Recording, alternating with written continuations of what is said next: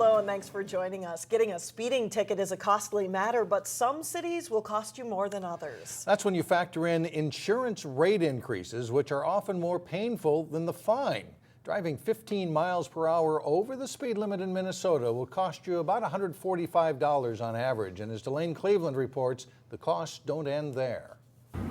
License status valid. There's a common belief among police that the faster you drive, NCIC clear. the more likely you are to get in an accident. Our department philosophy is that it's everyone's responsibility for traffic enforcement. For Officer Steve Parker of the Maple Grove Police Department, Hi, see your driver's license and insurance card? traffic enforcement leads to safer travels on Minnesota's roads. We have discretion over almost everything that we do, especially in terms of traffic enforcement. We can write written warnings, we can give verbal warnings, or we can write citations for any violation that occurs. When he writes a citation for speeding, the cost of that ticket far exceeds what you pay to the court. You're going to have to pay higher insurance rates potentially, and that could follow you for 2 or 3 years. Mark Kulda is a spokesperson for the Insurance Federation of Minnesota. It gets down to what we call underwriting.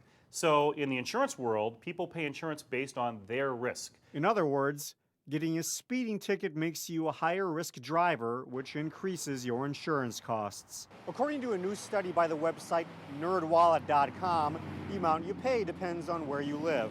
In the long run, a speeding ticket in Brooklyn Center would cost you $545. In Brooklyn Park, $532, and in Maple Grove, $495.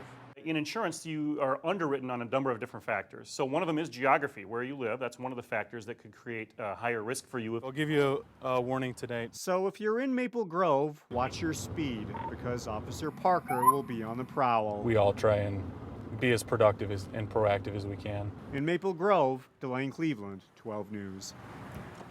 Insurance experts we spoke with say the nerdwallet.com study is flawed because they base their numbers off insurance quotes rather than actual premiums paid. But they do agree speeding tickets turn out much costlier than the actual fine.